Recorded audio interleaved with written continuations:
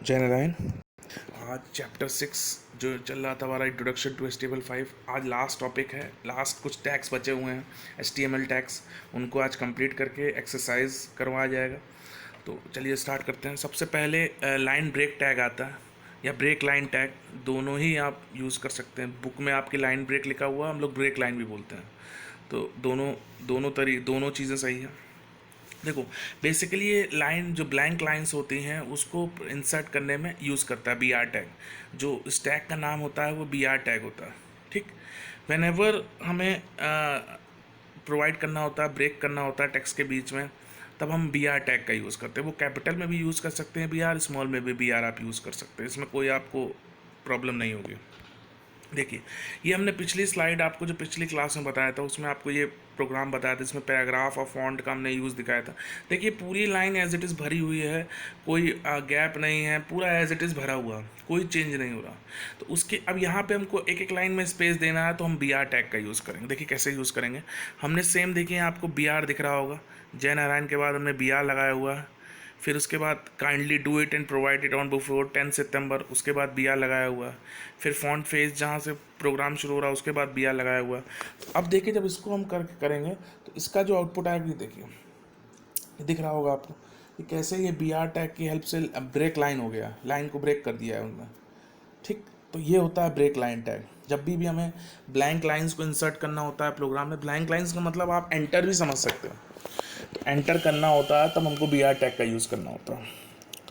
Next आता है horizontal rule tag. Horizontal rule मतलब लाइन, आपके वेब पेज में कोई सिंगल लाइन आपको अगर इंसर्ट करनी है, सिंगल ब्लैंक लाइन नहीं, ब्लैंक लाइन है तो BR, लेकिन अगर सिंगल लाइन आपको इंसर्ट करना है तब उसके लिए HR टैग यूज़ होता है, हॉरिजॉन्टल रूल टैग यूज़ होता है। ठीक, इसके 4 एट्रीब्यूट आते हैं: align attribute, size attribute, width attribute, colour attribute, no shade attribute. Align attribute का मतलब अलाइनमेंट, ओरिएंटेशन, आपका लाइन किधर ओरिएंट करेगा, किधर प्लेस होगा, left side, right side, centre side, 3 ही अलाइनमेंट आते हैं। साइज, साइज क्या होगा लाइन का। विथ, जो लाइन आपने ड्रॉ की है उसका विथ मतलब उसकी चौड़ाई कितनी होगी। कलर, उस लाइन का कलर क्या होगा।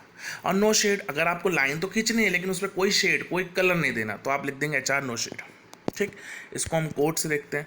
हमने लिखा हुआ देखिए HR कलर, सबसे ऊपर देखिए एकदम टॉप पे एक्सेलेंस इज द वर्ड के बाद देखिए HR कलर ग्रीन लिखा हुआ। फिर HR कलर के बाद देखिए 2 लाइन के बाद हमने फिर HR के कलर को चेंज कर दिया, रेड कर दिया। उसके बाद फिर हमने HR के कलर को एकदम लास्ट में येलो चेंज किया हुआ, जहाँ हमने अपना नाम लिखा हुआ वहाँ नीचे हमने आके येलो चेंज किया हुआ। अब इसका आउटपुट देखिए, देखिए पहले ग्रीन, फिर रेड, फिर लास्ट में देखिए येलो, लाइट आ रहा है थोड़ा सा येलो। अब उसके बाद हम देखते हैं अलाइनमेंट।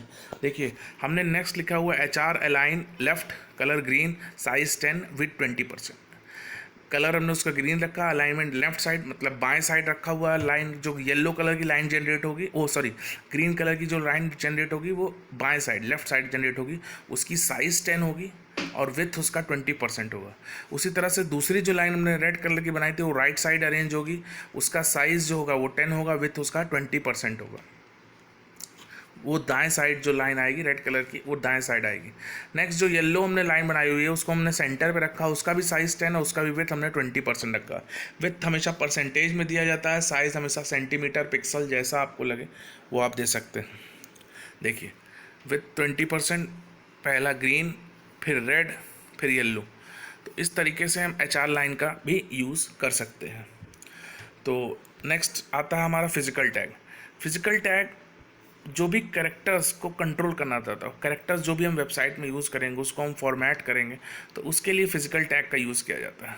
जैसे उसमें बॉडी टैग के अंदर ही यूज़ किया जाता है, तो B है, टैग है, I टैग है, U टैग है, बिग है, स्मॉल है, स्ट्राइक है, TT है। TT मतलब टाइपराइटर फॉन्ट, कहीं कहीं टाइपराइटर टेक्स्ट भी दिखता होगा आपको। SUB है, SUB का मतलब जब भी टेक्स्ट को हमको नॉर्मल से नीचे बिल दिखाना हो, नॉर्मल से नीचे, जैसे H2O आप साइंस में पढ़ते हैं, H2O दिन में देखा होगा आपने, 2 नीचे बिलो में होता है। ठीक, वैसे ही सुपर स्क्रिप्ट भी होता है। जब भी हमें टेक्स्ट के ऊपर दिखाना होता है तो हम टेक्स्ट को सुपर स्क्रिप्ट करते हैं। आप मैथ्स में देखे होंगे A+B का होल स्क्वायर, तो स्क्वायर कहाँ आता है, ऊपर आता है। 2 का स्क्वायर ऊपर आता है। आप थोड़ा सा अगर आप जानकारी हो तो उसके बारे में, कोई भी चीज़ अगर नॉर्मल टेक्स्ट से ऊपर दिखाना है तो सुपर स्क्रिप्ट, और नॉर्मल टेक्स्ट के नीचे दिखाना है तो सबस्क्रिप्ट। ठीक, इसको हम प्रोग्राम के थ्रू समझाते हैं। देखिए हमने एक एग्जांपल लिया हुआ, हमने बोल्ड किया हुआ है 2 बच्चों को, उसके बाद 2 बच्चों को हमने इटैलिक दिखाया हुआ है, फिर 2 बच्चों को हमने अंडरलाइन किया हुआ, फिर unit test two assessment big से लिखाया हुआ, बिग स्मॉल लिखा हुआ यूनिट टू असेसमेंट। फिर हमने स्ट्राइक का यूज़ किया है, यशिका राय, तेजस्वा त्रिपाठी। और स्ट्राइक एस से पूरा भी लिख सकते हैं स्ट्राइक को, और एस स्मॉल से भी लिख सकते हैं। फिर हमने टाइपराइटर फॉन्ट का किया। अब स्ट्राइक करता क्या है?